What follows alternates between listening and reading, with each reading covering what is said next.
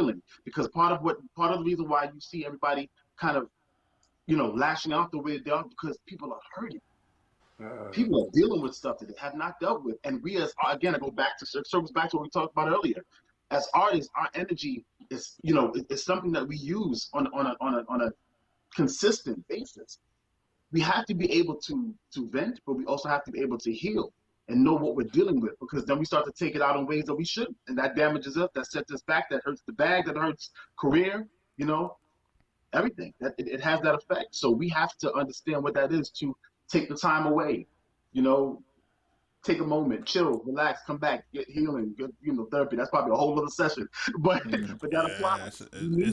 It's definitely a whole different session. But it's like what Mike was saying, like what you're saying. It's like, again, like we have to have those outlets for people to be able to tell you and say, hey, do this versus do that. And I think part of the problem that we see or we experience, like say for example, we made it this far on our own, right? Now we've succeeded here, right? We've got here. But once you get here, this is a totally different playing field now, right? This is some extra shit. You've never seen this before, right? This is different, right? And what happens is somebody has to tap you and say, okay, listen, young blood, you can't do this here, right? Like you was able to do that down there. Right. You can't do this here anymore. You know what I'm saying? This is going to cost you. You're going to lose it all. Right? Like, you knew enough to get to a certain level. Now, when you get to a different level, it's like now you have to start seeking out the knowledge of people who have experience and can walk you through certain things so that you don't destroy yourself. You have to realize that this industry is really made for you to destroy yourself. Cannibalistic. It's like it's made for you to destroy yourself. It eats its own. So it's like if you're a young artist and you're coming up and you don't really understand, like if you don't understand the level of what it will take to deal with certain levels of success, you're gonna lose it. And it's gonna you're gonna see it just fall through your hand like sand, and you're not gonna know why. But it began because we didn't seek out the counsel of people who had the experience to say, hey, Mike, how'd you deal with this when you got here? So how did you deal with this when you got here? And just being able to have that kind of resource, and I think this is what this whole podcast is really trying to do, is, hey, we have to create these resources so that when you get to certain levels, you can get some answers. Because if you don't have the answers, you're not going to know how to navigate. And then when you make those mistakes, some of those mistakes you can make up time from. Some of those mistakes you can't make up. Like, you know what I mean? You can't get that time back, So that's what people have to realize, is that when you got people who are like, if I salute like $1 million worth of game, Drink Champs, I salute all of them, because it's kind of like you have to show folks what other people went through so that they can know how to navigate this thing, because it's nothing but potholes out here, and those potholes are filled with black holes that people fall into, and they they go to another dimension, and that's it. And so it's like everybody's not built to deal with a lot of those, a lot of those situations.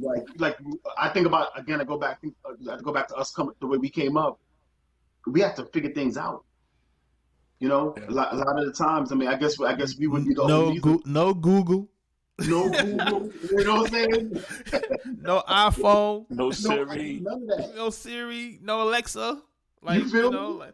Like you had to go to the library, bro. Like, we had to figure it out. We had to literally make the mistakes that thank God that didn't take us out. But we had to, have the wherewithal to be able to learn from it and know not to move that way again, or learn how to, as you said earlier, Joe, pivot.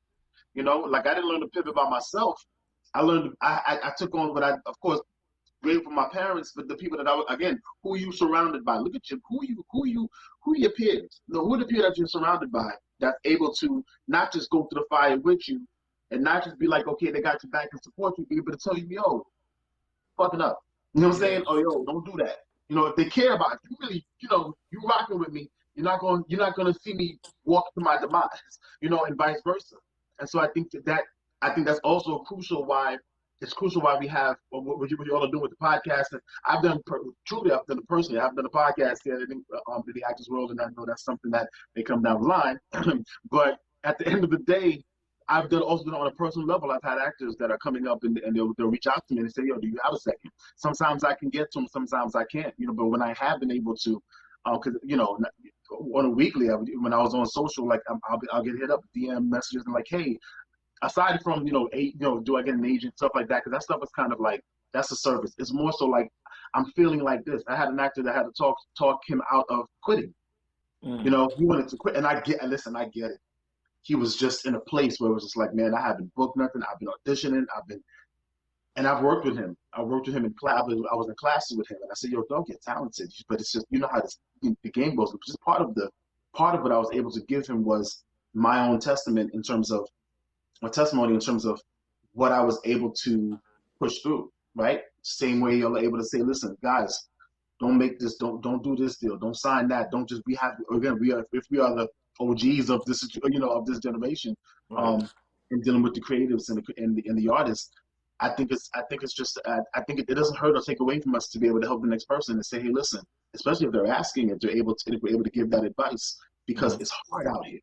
And when you get to the next levels, you have to be able to know how to navigate that, because you will make those detrimental mistakes. And that's why we need these platforms, because they need to hear the people like us that have yes, we have the accomplishments and we have the accolades, and we can pat ourselves in the back, and because we didn't get here by chance, we had to push through, and we had to have our tribe and our circle of people, and that's why it's so important. With all of the techniques and all of the experiences, with all the passion. But you have to have those things in line. That's to push forward. Yeah. Man, you said a whole lot, man. That's the Arkatech Beatz Music Business Podcast right there. let me say this before we start wrapping up. More on a lighter note. Like, where does Sean Baker go from here? Like, who are some of the actors or actresses that you would love to work with? Like put that in the air. You know what I mean? Like, yeah, Mike, that's right. Like, talk it out. Who you like? Yo, I want to work with that person, and also, where do you see yourself going? What's next? Any additional projects or whatever? So I will. I'll say this. Whenever I get asked that question, they'll say, "Well, what's next? What you got lined up? What's the next move?" The next move is to keep moving, and the next move is whatever God has planned. Okay. Because there's that saying: if you want to make God laugh, tell him your plans. Yeah. And gotta move in silence too. Yeah. Yeah, I found that to be very good. That doesn't mean that you don't plan something. Right. You don't, but I've learned to be open and receptive to the all good of things that are happening in this world, in this universe. I put it out there. So yes, I put affirmations of what I want to see happen and what I want to see come to fruition. But I'm open, because just like the example that I gave you earlier, I thought it was going to go one way. Right? I prepared for it to go one way, and God has something different, and that actually turned out to be a better and a bigger blessing than I thought it was. So I'm open and receptive to all good. The artists that I would love to work with, man, the list, it almost changes every day of the week, because when I am able to catch some of the bodies of works that's out here, it's unbelievable. Like, there's so many talented people.